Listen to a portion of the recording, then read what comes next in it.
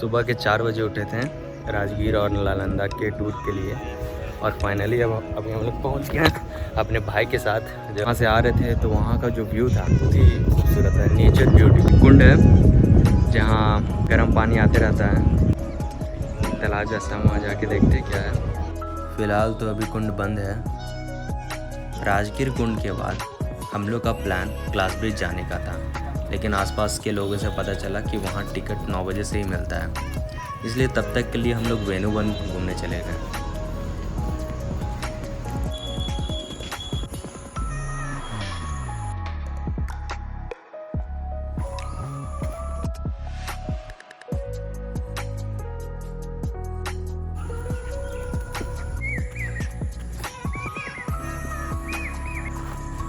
वेणुवन के अंदर काफ़ी चीज़ है देखने लायक, लेकिन कम समय था।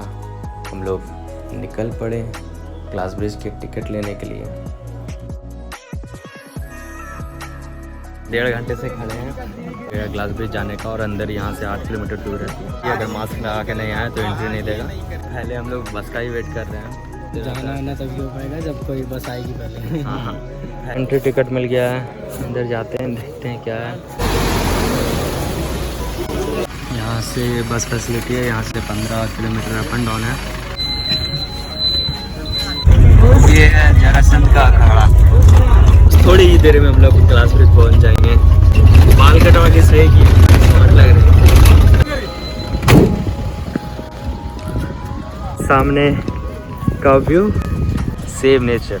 जब तक आप नेचर को सेव नहीं करेंगे तो नेचर को एंजॉय नहीं कर पाएंगे। ग्लास ब्रिज का टिकट ले लिए, अंदर जा रहे हैं। और क्या है, पर जिसको सुसु लगा है यहाँ चले। ग्लास ब्रिज वाला इधर चलाता है। एक दिन में सिर्फ 800 ही मेंबर जा सकते हैं अंदर, और अंदर और भी एक्टिविटी है, उसका अलग अलग चार्ज है। यहाँ पर हम लोग को खोलना है और हम लोग ग्लास ब्रिज की तरफ जा रहे हैं। तो अंदर ग्लास ब्रिज पहुँच गए हम लोग। वीडियो ना, अगर आप सोच के गए हैं कि ग्लास ब्रिज में अच्छा फोटो आ जाएगा तो ऐसा नहीं है। इस भाई साहब को देख लीजिए, पुलिस वाले तुरंत निकाल दिए और बेचारा बोल रहा है अभी ये तो आए भैया। आपको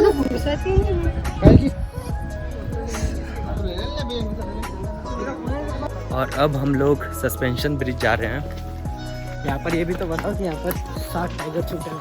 सही में मजाक नहीं हो रहा, कभी भी आ सकते हैं। कभी भी आ सकते हैं, ऐसा कुछ नहीं है, मजाक कर रहे हैं। नहीं, एक्सपीरियंस उतना अच्छा नहीं लगा। जितना भी हुआ बना हुआ है ग्लास ब्रिज का, उसको अगर इग्नोर करके आए घूमने तो नेचर को देखें तो वो ज़्यादा बेटर लगा हमको।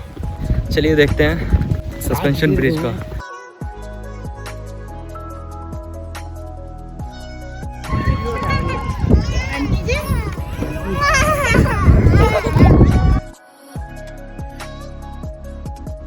हम दोनों से प्लान करने जा रहे हैं।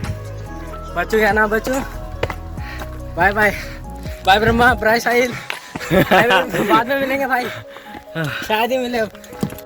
हम लोग को लगता था कि जिप लाइन में मस्त बैठ के जाना होता है, लेकिन डर तो तब लगा जब हम लोग ये देखें।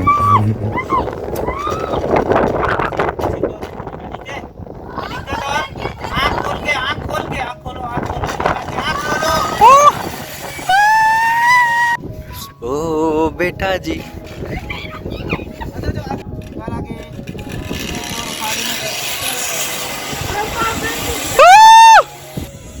ऑनेस्टली बोले तो देखने से तो डर लगा, लेकिन जब किए तो सच में मज़ा आया।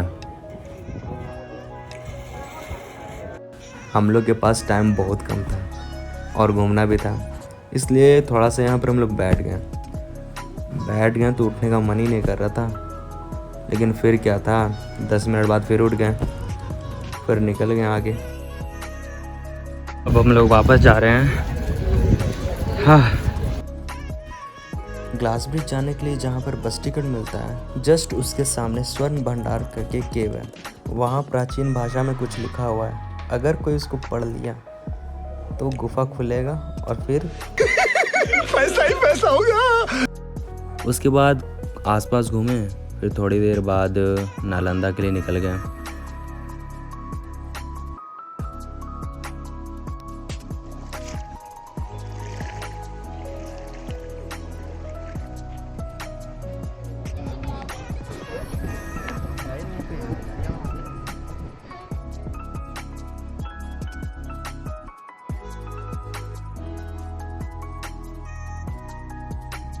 हम लोग नालंदा यूनिवर्सिटी में हैं और अब हम लोग के साथ यहाँ से एक गाइड जुड़ने वाले हैं जो हमें नालंदा के इतिहास के बारे में बताएंगे। नालंदा दो शब्दों का मेल है। नालम पलकदा, नालम का अर्थ होता है कमल, लोटस जो ज्ञान का प्रतीक है, दामन देती है, जो ज्ञान देती है वही नालंदा है। यहाँ उसमें प्रवेश के लिए मुन्ना 4 भव्य गेट था। एक कमरे में एक छात्र रहते थे। उस समय छात्र को मोंग से ही मोनास्ट्री हुआ बिहार, जहाँ बौद्ध भिक्षु। हर कमरा मुन्ना 15 फीट था। ऊपर से आते उसको हम लोग पूर्वी भाग में खड़े हैं जहाँ विद्यार्थी रहने वो पास मुन्ना वो देखिए सामने में वो साइड ये पूर्वी भाग है विद्यार्थियों को रहने, वो पश्चिमी भाग है जो टेम्पल है, वो नालंदा का मेन टेम्पल है जो इतिहास के पन्नों पर ये चबूतरा मेडिटेशन के लिए था, साधना के लिए इसे योगा कहते हैं। ये पूर्वी भाग है मोनास्ट्री, हॉस्टल और चैत्य माने टेम्पल। हम लोग यहाँ से प्रवेश कर गड्ढे में कमरे को देखा और यहाँ आकर अभी खड़े हैं। गेट पर बुद्ध की मूर्तियाँ सभी गड्ढे में है। हॉस्टल है जहाँ विद्यार्थी रहते थे, आंगन में पढ़ते थे, स्टेज गुरु जी शिक्षक। अभी 11 हॉस्टल 6 मंदिर मिले हैं।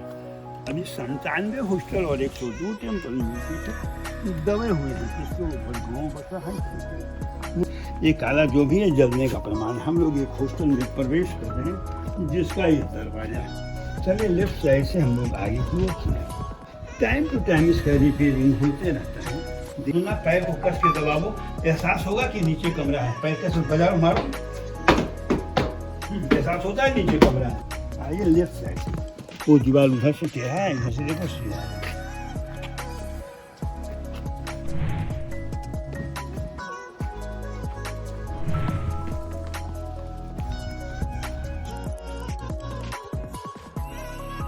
सनलाइट और मूनलाइट से लाइट को रिफ्लेक्ट कर बुद्ध की मूर्ति को प्रकाश।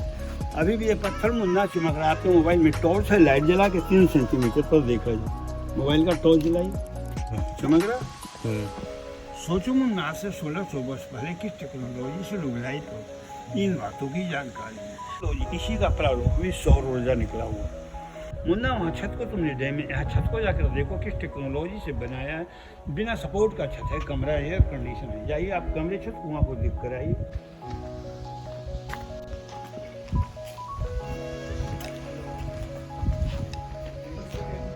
ठंडा लग रहा है अंदर। ठंडा तो रहेगा। उस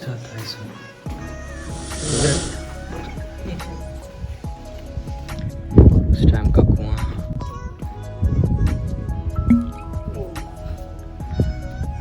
जो भी जाति अध्ययन काल में मर जाते थे उनको जला कर लेकिन अंदर यातायात का साधन नहीं था कि डेड बॉडी को भेजा यही जला कर राख